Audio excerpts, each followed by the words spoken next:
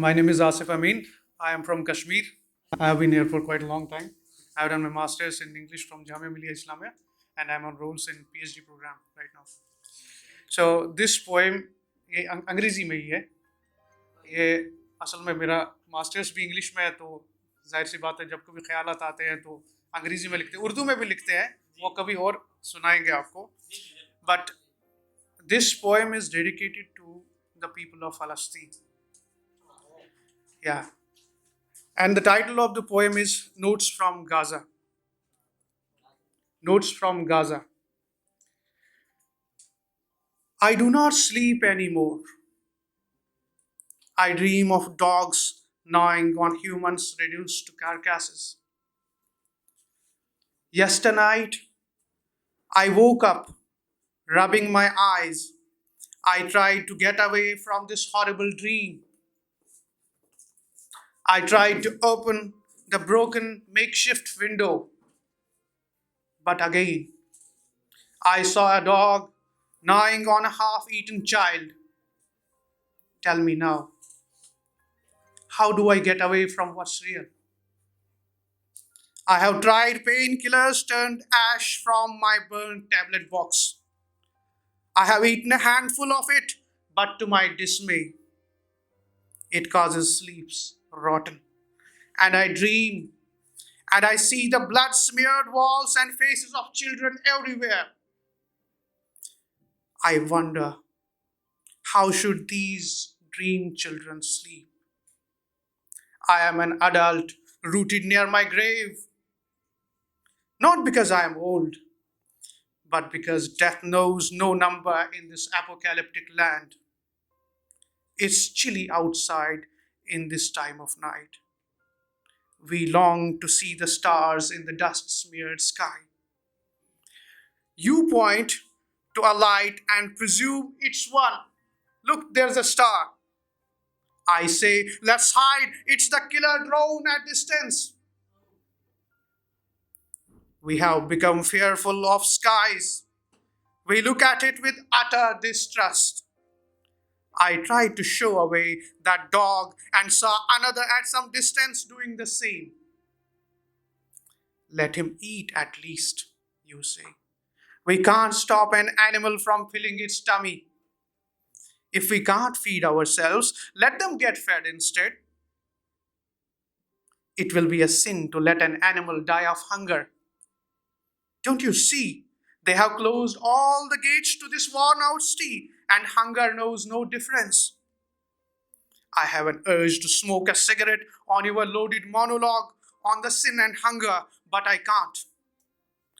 I tried to look for cigarettes in the last shop they bombed. I found an old family photo of the shop owner in the rubble instead. Both dusty, the beach, the people looked beautiful back then in this old photograph. What was once real has now become imaginary for us. Let's go back to sleep in our imagination, and let's pretend to dream about sleep and beautiful beaches and the beautiful city that once this was. Thank you.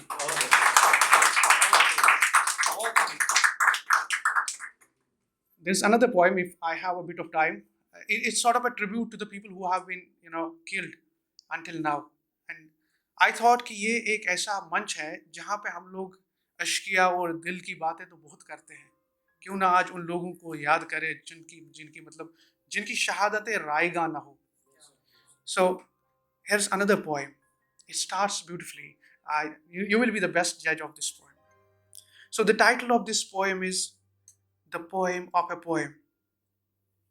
This dot of beauty, the till on your face, left me enamored, awestruck, and amazed. Look at the geography of it. It sits like an island of beauty in the ocean, equally beautiful. It's the dot perfecting the imperfect on the canvas of love, of which the artist is God. No wonder Hafiz Shirazi, had promised the provinces of Samarkand and Bukhara for the till on her face. He said, Agar Turk Shirazi, बिदस्त औरत दिले मारा, अगर तुर्क शिराजी बिदस्त औरत दिले मारा, बिखाले हिंदुश बख्शम समरकंदो बुखारा. How can the colonizer appreciate this metaphor of beauty? For them, black was ever unheimlich and ugly. And these are the scribbles that I did in your praise before the war. Let's complete the rest of the poem and write it on the canopy of this torn tent. Now that the till has turned into a burnt scar, here goes the poem. With all the faults in me, with all those scars and burns, with joys and sorrow, with pain and pleasure, you are mine and I yours. Let's embrace and get over these fears looming like wild rabid dogs. I will shower your long hair on my bald head.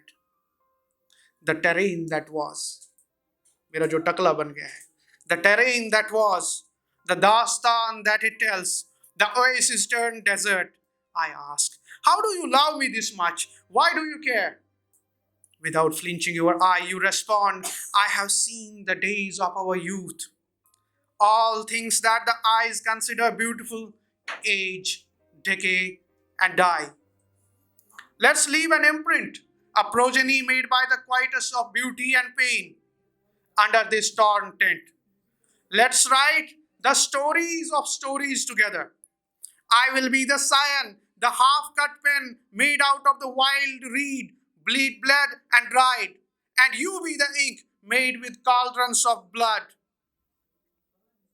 enmeshed with blueberries and the petals of roses ruthlessly cut on this paper, skinned out of the bark of papyrus that was left to burn in excruciatingly hot sun. Let's write the stories of pain on pain together. The writing on the page, they say, is beautiful. I say it is. Like the calligraphy, assuming the shape of deer inscribed on the beautiful dried deer skin. Pain turns pain to beauty, it reads. I do. You write in the metaphors painfully beautiful. I do. Have you ever been to alleys of my heart's brain? Not a single wall will you see that's not smeared with blood. It's from my fingers, which I scratched against the rough whitewashed concrete walls to commemorate the names of children killed in wars. I have lost all my fingers now, and all the walls are painted red.